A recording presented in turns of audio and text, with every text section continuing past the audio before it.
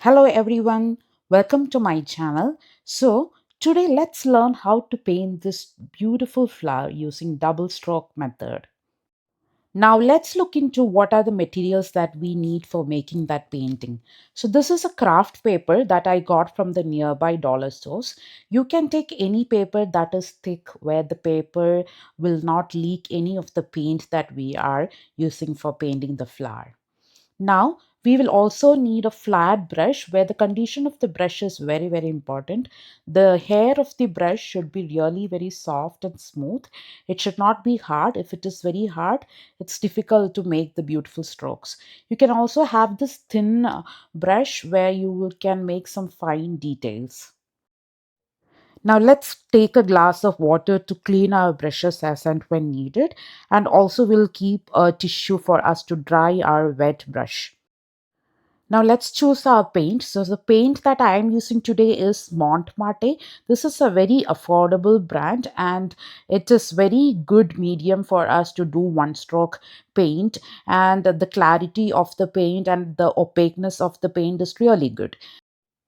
Another brand that I have is Liquitex. So this is mostly used by professional artists, and you have to be careful when you're choosing this Liquitex brand. There is a square shape here in this tube. You have to choose the ones that is completely filled dark inside that square shape. Some of the tubes comes with half filled with dark color, and some are not filled with the dark color at all. So I would say if you choose the dark colored filled square shapes, because that is when your paintings becomes dark. We will also need a plate to transfer our paints. Let's take red, yellow, green and white color for today's painting. Now let's start loading our brush for today's painting.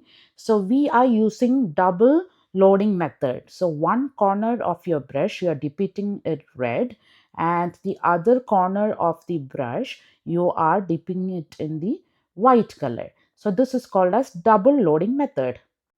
Now you have to smudge this paint properly on the plate so that when you are actually making your one stroke painting, the strokes will be coming out really very beautiful. Now let's start with today's painting. So we are going to make a flower using this double loading one stroke method. Now place your brush on the paper in such a way that you are going to make a inverted U. If you see here, a slow inverted U, that is what will be your double stroke method first stroke. Now do the same way onto the sides, but if you see, when you are making the last stroke for the petal, the paint brush is being slanting towards the right. Now, if you want to load the brush, let's load the brush again and smudge it properly. So make sure you're loading the brush and smudging it on both the sides of the brush. Now let's repeat the same petals. The second petal is being started now. So if you are looking into this painting, you can see when you are making this petal, each of the petal strokes that we are making, it is on the different height.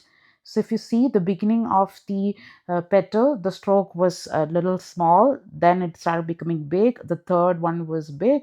Now when you are coming to the end of the petal, it becomes small again. So this is big. Now on to the right, it is becoming small and small. So that way you will be able to make a beautiful pattern. Now let's start again. A small stroke, then one on top of it and one on top of it. Now we will start making it small on to the right. So this is how you have to start making your petals. Keep practicing it as many times as possible.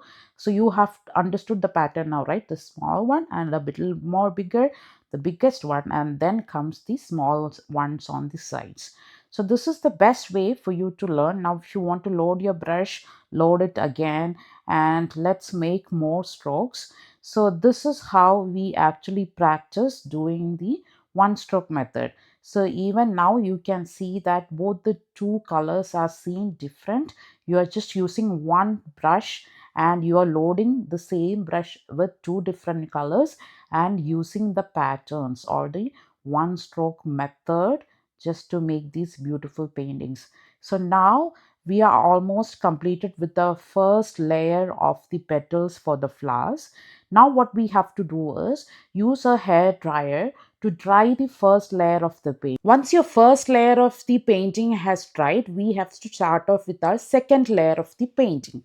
Now before that, dip the brush into the water so that the brush is not dry. Please do not dip the entire brush, just the tip of the brush, and smudge it once again with the same layer of the paint that we have taken earlier, so that your brush is now fully loaded with the paint for our second layer of the flower paint. Now if you think that the white is less, please add little more of the white color and smudge it properly so that you will be able to see both the colors separately. Now, when you're starting off with the second layer, please make sure the white color of your second layer should be on top of the red color of your first layer. Only then you will be able to see both the petals differentiated. Now let's repeat as many strokes as possible so that your second layer of the flower is also getting ready. Now if you see that you are able to see beautiful two colors just with one brush, and you are loading two different colors, smudging it and making beautiful layers. So if you are not using this technique, the amount of time that you take for making a petal like this is something that is beyond your control. So now your second layer is also ready, dry it. And now let's start off with using a brush from the cosmetic sections here, and use this brush for making a circle in the center of the flower. Now you see a dark area in the middle of the petals. We have to add a yellow color there. So use this brush, load as much of yellow color as possible and a bit of a red color on the tip, so that you will be able to see two different colors in the center, and that will actually give us a beautiful texture. So dab as much as possible before you load your red color. And now let's start making the center of the flower. Dab it as much as possible to make a proper circular shape so that it looks clean and beautiful at the center of the flower. So as we are using this brush gives a very beautiful texture in the center, and that looks like the actual real natural flowers center portion. So now we are done with the center. Now let's move on to create some beautiful leaves for this flower. Take the same brush itself, and as we did earlier for the flowers, let's load this flat brush with two different colors. Now make sure your brush is ready, it is all soft and there is not much of a water. It is just damp, it's not very dry, it's not very wet. Now take one corner of the brush, dab it in the green color, and now take the other corner and dab it in yellow color. Now what you have to make sure is that this yellow and green color, when you put it on a dark paper, that will not pop up. So add a bit of a white color so that it looks a little more popped up in the dark paper. So that way you can actually see the vibrant colors separately in the paper. Now smudge it as much as possible and do the same thing for the other side of the brush as well. Now let's do our flowers leaves.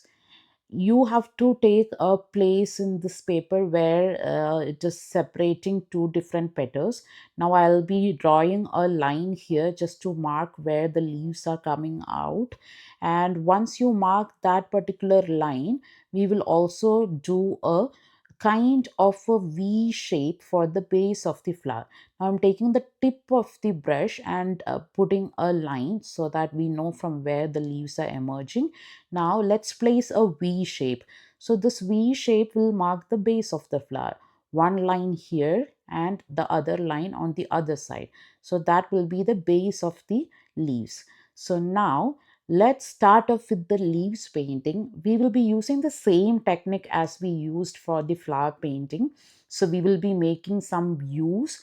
Now watch this close. So you are starting with a 90-degree angle here. You made your first U stroke. When you are moving your brush towards the end of the leaves, you see each of the stroke that I'm making is having an angle. First one was 90 degree, now it is moving towards 45 degree, the placement of my brush. So 45 degree, now it's less than 45 degree, and by the time you reach the end or the tip of the leaf, you will be placing that brush in a straight manner. So now see, first one is 90 degree, then you are tilting your angle as much as possible, and by the end, now we are going to draw the tip of the leaf. And if you see here, now it's almost becoming a straight line from where I started off with the leaves paint, right? So that was a 90 degree. Now the tip is becoming a straight line, and here you go, just drag it and only place the end of your tip of your brush to release it. So this is how we actually make a leaf one side. Now what you have to do is you have to do the same on the other side of the leaf to make these separate sides. So let's do the same way. I'm just showing you how to release the brush to get that smooth edge. Only put the tip of your brush, not the entire brush when you're dragging it to the top. Now place the brush the same way for the other side of the painting. So you will be repeating the same thing, but for the other side. If you see, I usually do not paint the leaves this slow. So when you're doing it slow, you will not get that beautiful strokes.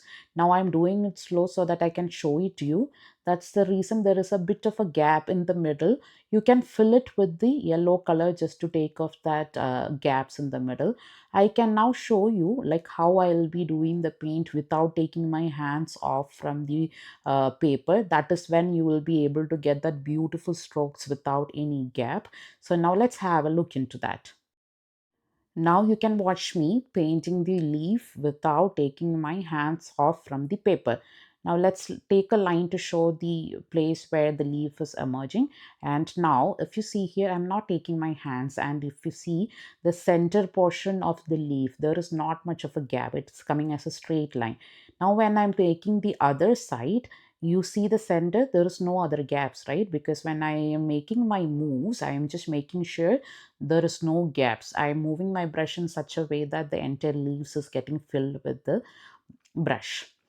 So now we can make some more greenery on both the sides, some more leaves. Now if you see here, it is slow, smooth, and the edge, it is a very thin line. Repeat this as many times as possible so that you get a feeling that the paper is filled with both greenery and flowers. So I'll be repeating 3 to 4 times with the flowers and the leaves here. Just to give you some information, so this one stroke method of flower painting was invented by someone called as Donna Berry. So she is the one who actually invented this one stroke method so that you can double load a single brush and make flower paintings or any other paintings just with one brush and techniques to move the brush to make beautiful paintings. So if you see here now, you can make a leaf with just one stroke. It just takes you maybe not more than 1 minute for you to make a leaf once you have proper practice for that. It is just that you need to know how to move your brushes and how to load your paint into the brush. And also I am initiating that the quality of your brush and the paint is very, very important. You have a high quality brush, you have a high quality paint, and you do this techniques, you will be able to make some beautiful vibrant flowers. It is such a relaxing way for you to spend your time or leisure time and learn these methods, right? So it's very relaxing, I would say. Whenever I get some time, I make sure that I'm making these beautiful flowers, and seeing this brush move like this and making these vibrant colors and leaves is very relaxing. It's just like a meditation. Now let's take a very thin paint brush and make these small circular motions to just make some small stems coming out of it. I don't know if it is stem, I don't know what it is called, but you know, the curly things that comes out of the leaves in the forest. So let's make some curls and curves like this, so that it looks like the empty spaces in between the leaves are also getting filled. Okay, so now I think our flower painting is almost ready. Hope you enjoyed it. Bye.